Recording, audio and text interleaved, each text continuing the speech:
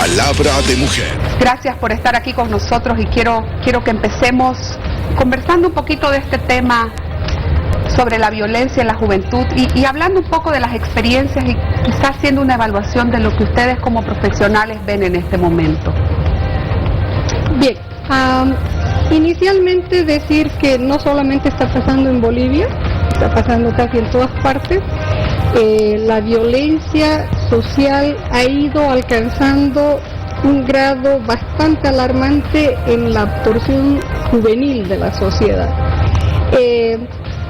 Pareciera como que el mensaje que estamos dando como adultos es el mensaje equivocado, ¿no? De alguna manera, porque los jóvenes, en vez de aprender a respetar al otro, a tratarnos todos con mayor amabilidad, que por lo menos es el mensaje que me imagino todos aquí hemos recibido en nuestros hogares. Trata al otro como quieres que te traten, ser respetuoso con los mayores, ayuda a los más pequeños o al que no puede, etcétera, etcétera. Pareciera que ese mensaje no llega o no lo estamos entregando de manera correcta, y que los jóvenes de hoy, en el colegio, en las calles, en cualquier lugar donde se reúnen, manifiestan todo lo contrario, ¿no es cierto? Que trato con violencia y con falta de respeto desde todos los puntos. O sea, la violencia vista como un conglomerado de factores que como que se están yendo amontonando poco a poco hasta que en algún momento realmente va a estallarnos más allá que en la cara. A todos, ¿Somos una sociedad intolerante ahora? Definitivamente, y me adscribo totalmente a lo que dice mi colega Madeleine. Esta es una epidemia del siglo XXI y así lo han caracterizado muchos teóricos para contextualizar un poco este drama. Nos hemos ido acostumbrando de tal forma que parece que fuera natural la violencia, nos hemos acostumbrado de tal forma a convivir con estos factores de intolerancia que empiezan en la familia. Yo creo que hoy tenemos que hacer mucho hincapié en este tema que ya se ha desarrollado y agradezco la oportunidad para felicitarlas a ustedes porque han tenido la capacidad de ir tocando en diferentes circunstancias un tema que es de fondo, y es cómo la familia y cómo la sociedad están contribuyendo a desarrollar una cultura de la intolerancia. A mí me parece que cuando hablábamos un poco del tema, lo más preocupante ahora es que la juventud se manifieste tan violenta, que la juventud tenga la capacidad de ir y matar así con una frialdad. Que cada vez nuestros psicópatas son más jóvenes. Más jóvenes, ¿cómo puede ser que veamos en la noticia que un niño de 14 años tenga que matar ni siquiera a una persona extraña, sino su propia familia?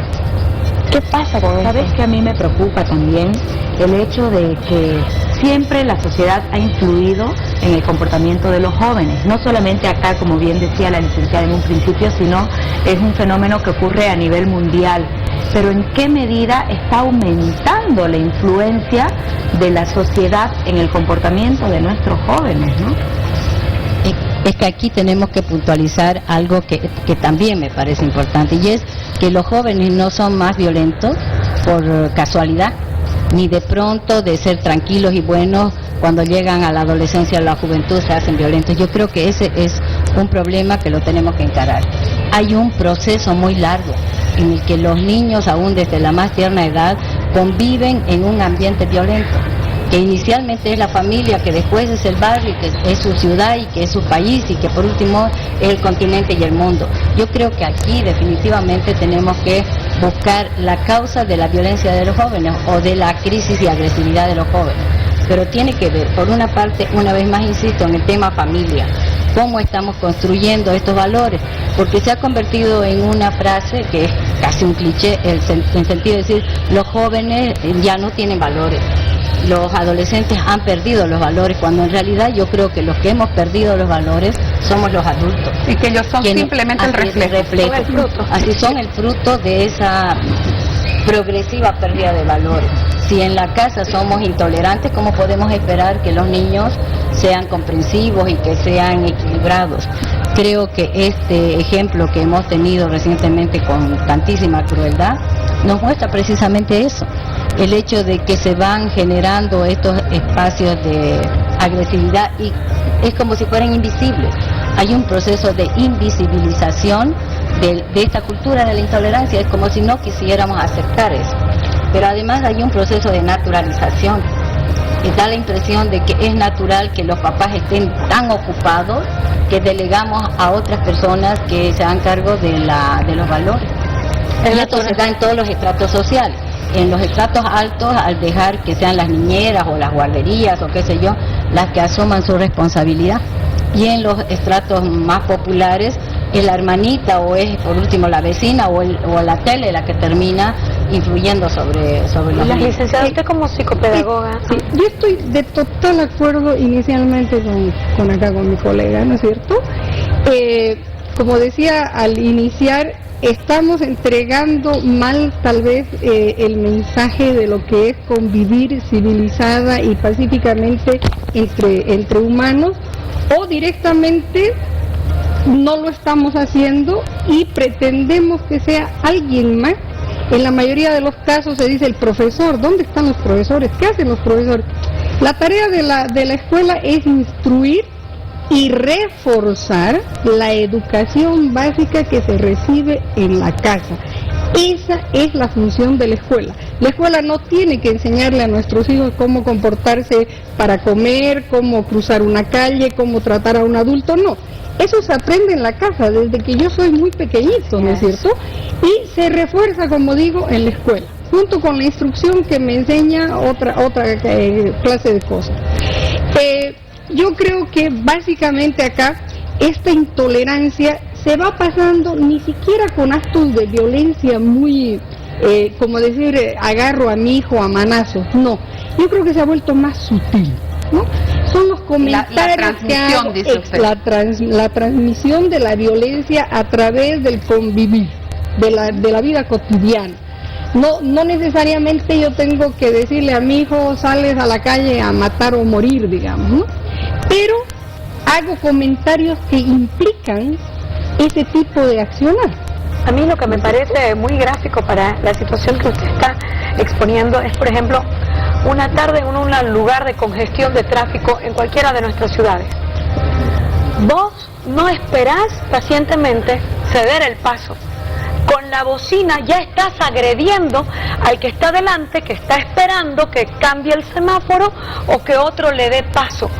O que le estás diciendo, apurate, apurate, o si es posible, yo lo he visto muchísimas veces en intersecciones llenas de tráfico, que la gente en una hora pico, donde me imagino que lo único que querés es llegar a tu casa, tienen todavía el momento de bajarse de su vehículo para ir a tratar de agredir al conductor de delante, que no sabes si tal vez el tipo está esperando que pase una abuelita o que algo. Ya existe esa imagen, que aunque vos con tu hijo seas un amor, tu hijo te está viendo cómo te estás comportando. Y eso es algo que quería también comentar, de que es muy importante que nosotros podamos inculcar muchos valores a nuestros hijos, que el respeto, que el amor y demás, pero los niños crecen con lo visual, crecen con lo que ven. Si un padre es fumador, seguramente lo más probable es que un hijo a la larga sea un fumador.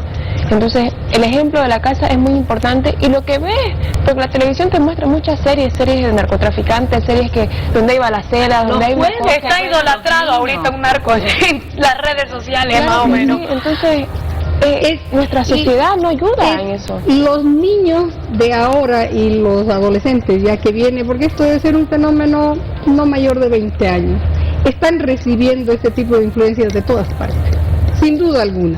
La reciben, como ustedes dicen, mi mamá me ha ido a recoger, ella puede ser muy respetuosa conmigo o tratar de señalarme el camino, no puedes hacer esto, no hagas aquello, etcétera, etcétera, pero con su ejemplo, como decía aquí la niña, me está dando toda la libertad de actuar no como ella me dice, sino como ella hace, ¿no? Luego llego a mi casa y, como decía aquí la licenciada, veo en la televisión, ¿no?, que la violencia va subiendo de nivel poco a poco, y es como esta historia en que se cocina la rana desde el agua fría y se la pone a calentar poco a poquito. Así nosotros estamos como las ranas calentándonos de a poquito. Entonces cada acto de violencia, si no es igual o superior en violencia a este de acá, ya no me interesa, digamos, ¿no? ¿Cómo la mató a ella? No sé. digamos, la atropelló. Y al día siguiente, si la otra no aparece guindada en un poste, ya no es tan grave. Nos estamos acostumbrando a eso. Escalada. Exacto, y si nosotros como adultos que podemos darnos cuenta de esto, caemos en esta trampa social, imagínense los niños, que además, si ustedes se acercan a un café internet, que están jugando a matar a otro, y están de lo más felices, ¿no? Justamente que ahora habla del darnos cuenta. Si bien es cierto que no existe un manual de padres donde nos diga cómo tenemos que ser buenos padres, pero deberíamos estar atentos a qué es lo que hacen nuestros hijos, ¿verdad? Nosotros como padres en ese sentido, ¿cómo nos podemos dar cuenta que mi hijo posiblemente sea un niño violento? Eso no se necesita en realidad ser un profesional bien estudiado como para observar ciertas conductas que ya me llevan a pensar, mi hijo algo le está pasando. Puede ser que sea víctima de acoso escolar y yo no me dé cuenta y eso empieza a incrementar la violencia de mi hijo. Por ejemplo, empiezan a mostrarse intolerantes con lo que yo le digo, ¿no? Para todo lo que yo digo hay una negación, que puede ser que el niño no me grite ni nada, sino que diga, sí, ¿no? O whatever, digamos, ¿no? Si el niño no ha sido así hasta ese entonces, tengo que temer que algo le está sucediendo a mi hijo, porque ya esa es una primera demostración de un inconveniente, tiene un inconveniente conmigo. El otro es cuando empieza a portarse con animalitos, o con plantas, o con sus propios juguetes, ¿no es cierto? Claro, ¿no? Empieza a tirar las cosas, al gatito lo agarra de la cola y se ríe, etcétera, etcétera. Y obviamente, más que nada con sus pares, ¿no? Con otros niños. No, y dejemos de explicarnos el asunto como que son niños, ¿no? Así juegan los niños. No se da cuenta. No, yo tengo que ver por qué mi hijo empieza a jalarle el cabello a las niñas, a patear a los demás chicos, por qué está incrementando esa violencia. No es que el niño esté creciendo y que la violencia forme parte del proceso de crecer, no, algo le está sucediendo. Pero para darse cuenta que algo está sucediendo es que los padres están cerca. El problema es que hemos ingresado, o vamos avanzando progresivamente más bien, en un círculo en el cual los papás cada vez tenemos menos contacto con los hijos. Entonces, en medio de esto, ¿cómo yo me percato de estos detalles? ¿Cómo es que yo percibo que mi hijo ahora es agresivo o que mi hijo está actuando de manera diferente? Yo creo que aquí también, una vez más, es tiempo de que los papás empecemos a poner las cosas con cierta jerarquía de valores. Querida Magalí, ¿qué es más importante para mí, digamos? Si se puede dar una receta sobre esto mismo que usted habla, y si bien yo sé que en este plano no hay recetas válidas, para intentar orientar un poco, como todos tenemos que trabajar y la vida, el trabajo es parte de nuestras vidas, ¿cómo puedo, si podemos hablar incluso en horas o intentando algo, cómo puedo decir cuánto tiempo necesito dedicarle, y esta fórmula típica de calidad de tiempo, aunque yo soy partidaria de que hace falta calidad y cantidad? Sin embargo, ¿qué se puede decir en relación a esto, a buscar para estar más o menos conectados? Primero, romper la idea de que es calidad de tiempo y empezar también a buscar espacios con cantidad de tiempo, porque terminamos delegando a fin de que el niño o nuestro hijo esté atendido, y yo no puedo porque estoy trabajando, porque tengo derecho como mujer a ejercer profesionalmente para lo que me he formado. Y este sentimiento de culpa que antes era más evidente entre las mamás, y seguramente eso lo va a corroborar mi colega, como que se ha ido minimizando también. Ahora asumimos con más naturalidad el hecho de salir a trabajar, que además es nuestro derecho, pero bajo el argumento de que tenemos que asumir esos roles para los que también tenemos derecho, hemos ido dejando de lado el otro tiempo que necesitan nuestros hijos. Necesitamos percibir cómo ellos están avanzando y cuáles son las señales evidentes de que estamos generando o contribuyendo a generar o chicos agresivos o chicos inseguros. Si yo ya no les reviso la tarea, pregunten ustedes cuántos padres de familia ya no revisan la tarea. Y con esto de la doble escolaridad y la posibilidad de pagar para que se quede más tiempo en el colegio, para que otros le hagan hacer la tarea y demás cosas, literalmente ya no vean los hijos. Entonces, ¿cómo podemos nosotros decir que sabemos lo que está pasando con nuestros hijos y no estamos con ellos? Físicamente necesitamos más tiempo. Y necesitamos esto que lo decía Alexia al principio, demostrar con el ejemplo lo que muchas veces decimos en palabras. y controlar definitivamente muchos de los detalles que nosotros tenemos en nuestra cotidianidad, y en eso creo que hay que ser muy firmes. Si yo soy una persona intolerante y la bocina me acompaña permanentemente, inclusive violentando normas de tránsito que prohíben el uso de la bocina, pero esta es una sociedad en la que la bocina habla por mí y en la que las agresiones verbales y lenguajes no verbales son captados por los estudiantes y por los niños. Fíjense que hay niños de 2 años que sacan la manito por la ventanilla y hacen el mismo gesto que hace su papá. Y es divertido y es gracioso, claro, además, como vamos aplaudiendo. Pero claro, y como eso es aplaudido, el niño cree que está bien ese comportamiento y reproduce esa situación. Yo creo que aquí es tiempo de verdad de establecer algunos criterios que tienen que ver a lo mejor con el derecho a vivir mejor en el futuro, y eso pasa por trabajar más y ganar más, porque la mayoría de los casos, cuando uno le pregunta ¿y por qué la mamá y el papá trabajan y por qué tantas horas?, la respuesta es porque necesitamos cubrir las necesidades del hogar. Pero en una sociedad en la que lo suntuario, en la que el consumismo cada vez es mayor, no hay pues cuánto tiempo alcanza ya para cubrir esas necesidades, por lo tanto ya no son 8 horas, y ahora violentamos las conquistas laborales y trabajamos 12, pero porque queremos tener más bienes, y la casa más cara, y el auto más caro, y el mejor celular. Entonces hemos entrado a un ritmo terrible. Creo, ahora que lo menciona, que tenemos trastocado el orden de nuestros valores, y estamos la jerarquía de nuestros valores, y estamos dando más valor a calidad de vida por una cuestión de ingresos económicos y artículos materiales, que calidad de vida por las cosas que compartimos, por las cosas que sabemos. Me parece tan básico eso que usted dice de diferenciar la calidad de tiempo por la cantidad de tiempo. Obviamente que necesitamos cantidad de tiempo. ¿Por qué? Porque cuando damos esa calidad de tiempo, la hacemos llevando a los chicos o sacando a los chicos de un entorno que es normal y cotidiano, entonces el comportamiento es diferente. Lo llevamos al parque, lo llevamos al cine, lo llevamos a la librería, lo llevamos acá, y no se comportan así como se comportan en la cotidianeidad. Entonces, si podemos tener más tiempo en lo cotidiano, nos vamos a poder dar más cuenta de más cosas. Seguro, porque inclusive los pequeños detalles se notan en esta relación diaria. Hay papás que ya no saben ni siquiera cómo comen sus hijos, porque definitivamente solo comen los fines de semana.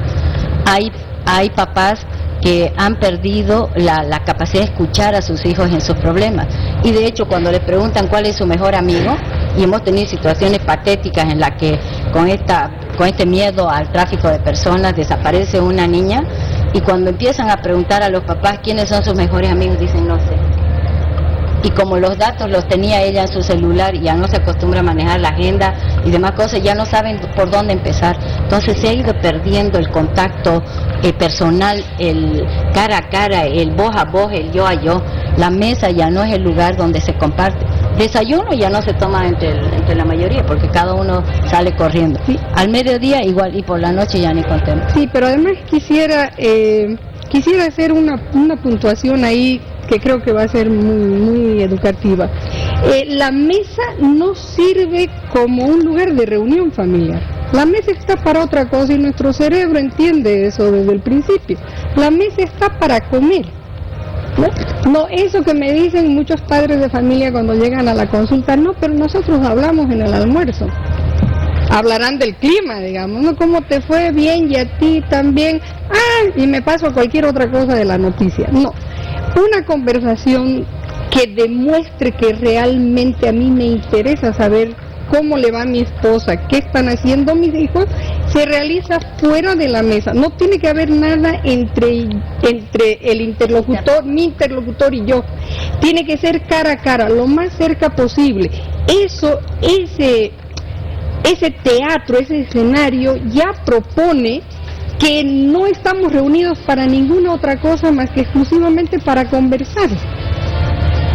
Que me interesa el otro. En esas circunstancias, exactamente. Y un cafecito nos vendría bien, por ejemplo, ¿no? Pero es así como las 2 o 3 o 4 personas se sienten más afables y más estoy dedicando mi tiempo, básicamente, me estoy entregando a escucharte, que en esto no puede ser, a ver, retiremos la mesa y a ver, yo tengo que ir, tengo una reunión, entonces 20 minutos, y como son 4 les voy a dar de a 5. Eso tampoco sirve, Pero digamos.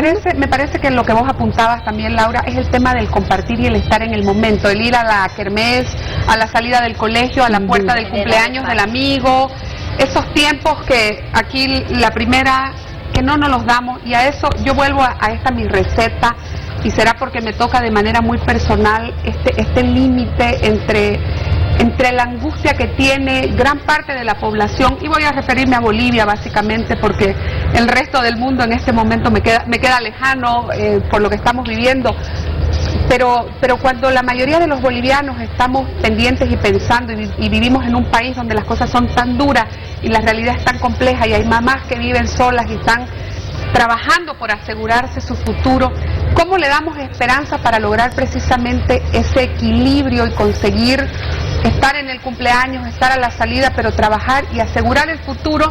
Porque de todas maneras, si no le puedo dar medianamente una estabilidad económica, como mamá puedo tener la angustia que por el otro lado se me va la violencia o se me va la delincuencia o se me generan otros espacios, ¿no? O se vuelve un vago. Es como la fórmula del éxito, ¿no? Exactamente. Ahí es donde entraríamos a analizar todos estos factores que contribuyen a que la violencia esté expandiendo sus alas, digamos, ¿no? Una es la situación económica, desgraciadamente. No necesariamente quiere decir que la pobreza promocione o provoque violencia. Eso no es cierto, ¿no es cierto? Pero ayuda a que la violencia se genere, ¿no? Ayuda. ¿Por qué? Porque precisamente si yo no tengo todos los privilegios que debería tener como la educación asegurada, pero una educación de calidad estamos hablando, donde yo voy al colegio y estoy aprendiendo, pero además se me permite crecer como persona, como individuo.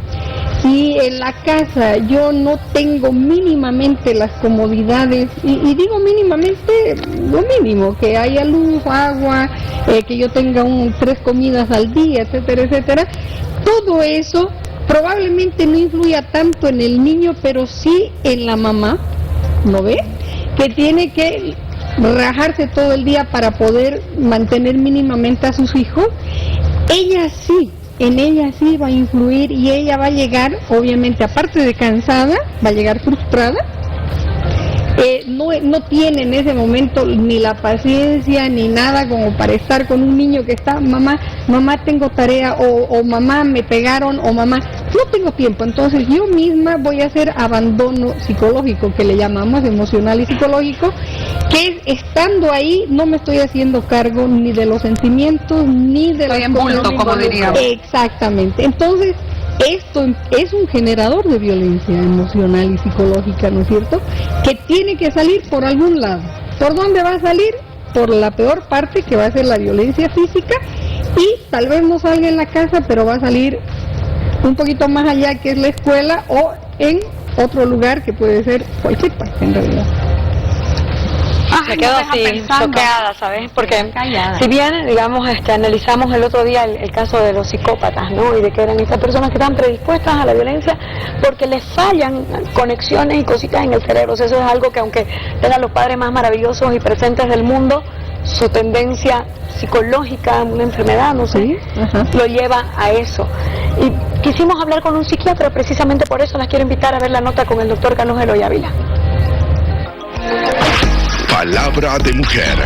Claramente se trata de un psicópata. Estamos hablando de un psicópata, de una persona que ya viene con ese daño, ¿no? Hay un daño a nivel prefrontal, y ese tipo de personas, hay muchos tipos de psicópatas, y es el primer grupo de psicópatas, aquellas personas que deciden, ven a los otros seres no como seres humanos, sino como objetos. Ese tipo de personas hacen este daño, lo planifican y lo llevan a cabo sin ningún remordimiento. En primer lugar, estas personas se las puede detectar. Hay síntomas que tiene un psicópata, hay síntomas claros, y los padres, en vez de suplir con dinero o bienes materiales a sus hijos, deben darle amor, deben darle cariño. protección. Lo que tiene que haber es un grupo de apoyo en realidad, un grupo de apoyo especial para esta gente. Y cuando ya han delinquido, como en este caso, pues tienen que estar en la cárcel. Tienen que estar en la cárcel, pero allá en esa cárcel donde estén, tienen que recibir la ayuda psiquiátrica correspondiente, con medicamentos. Tenemos que aprender a criar a nuestros hijos como hombrecitos, mujercitas nuevas, donde los valores, donde el amor, donde ese tipo de la solidaridad, ese tipo de cosas, sea lo que ellos llevan adentro. Palabra de mujer. Mira, el doctor Carlos Eloy Ávila vuelve a hacer referencia y vuelve a hacer hincapié en la importancia de este momento en el que le damos calidad y cantidad de tiempo a nuestros hijos, ocuparnos de promover lo que son los valores, ¿no?, los principios en los chicos. ¿Será que cuando nosotros podemos conocer las consecuencias o lo que le está afectando a nuestros hijos, podemos también de repente del brazo de la educación formal ayudarlos a prevenir posibles consecuencias como fruto de esta violencia? Sin duda que sí. Una de las maravillas del cerebro humano es que tiene un botón de reset. Nos podemos reeducar. Obviamente hasta un adulto, cuando elabora para sí mismo que no está viviendo como se merece o como quiere o como ha soñado, sin duda el cambiar malos hábitos es siempre posible, ¿no?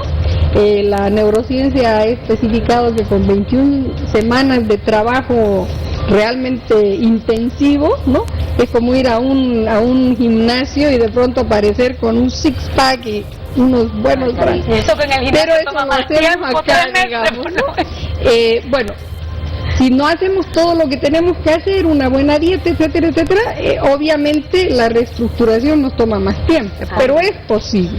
Ahora, si yo, siendo mujer y estando sola con los niños, por ejemplo, ya el descuido lleva varios años y veo que, por ejemplo, mi adolescente me está dando más problemas de los que necesito yo tener y el colegio me llama, ¿no?, insistentemente, entonces me doy cuenta que aparte de trabajar para la nueva casa y el auto, como decía la licenciada, estoy teniendo que trabajar para pagarle a la psicoterapeuta. Ya no es un negocio redondo, ¿no es cierto? Porque aparte la llamada preocupante todos cada fin de semana o cada semana del colegio está bajando mi calidad de vida. Tengo nomás que reestructurar lo que estoy haciendo, priorizar lo que es importante y retomar las riendas de mi vida. ¿Para qué? Para que mi calidad de vida sea exactamente eso. Vivo tranquila. Esa es la calidad de vida que tenemos que buscar. Cuando me acuesto en la noche y pongo la cabeza sobre la almohada, me duermo. ¿Por qué? Porque no tengo preocupaciones de ninguna clase. Paso de largo la farmacia y la psicoterapeuta porque no los necesito. Esa es calidad de vida. Entonces, sentarme con mis hijos y honesta y claramente decir, bueno, muchachos, estoy haciendo algo mal, tenemos aquí un papelógrafo, hagamos un nuevo plan de vida. ¿Qué estoy haciendo mal? Y permitirle a mis hijos, exactamente, ahí en ese caso sí nos viene bien una mesa, ¿no? Agarramos un papelógrafo o una cartulina, colores, marcadores resaltadores. Usted, sí, ¿no? soy psicopedagoga. Se nota. Y entre todos planificamos mínimamente la reestructuración de nuestros hábitos como familia para poder salvar. Qué bellísimo esto de incorporar y de darle el lugar especial a los chicos, ¿no? De integrarlos y de hacerlos partícipes de su vida también y del proyecto de vida que como familia queremos vivir, así la familia esté compuesta por 2 o por 10, ¿no? Y dicen que la familia es el núcleo de la sociedad, o sea que mejores familias harán mejores sociedades. Definitivamente la célula de la sociedad, eso se dice en teoría, pero cuando esto que nos acaba de mostrar no es acompañada por las otras personas que forman parte de la sociedad y que no tienen la suerte de poder sentarse a analizar porque le falta a lo mejor formación, le falta tiempo, le falta a lo mejor insumos básicos para darse cuenta que su proyecto de vida quedó hace mucho tiempo relegado. ahí es donde aparece la pregunta que nos hacían. ¿De qué manera la educación formal debe contribuir a esto? ¿De qué manera esos vacíos que infelizmente de manera estructural tiene la familia en términos generales, tienen que ser acompañados y hasta cierto punto subsanados por el sistema educativo, formal y no formal? Pero sobre todo el formal, no se olviden que nuestros hijos pasan 4 o 5 horas día en el colegio.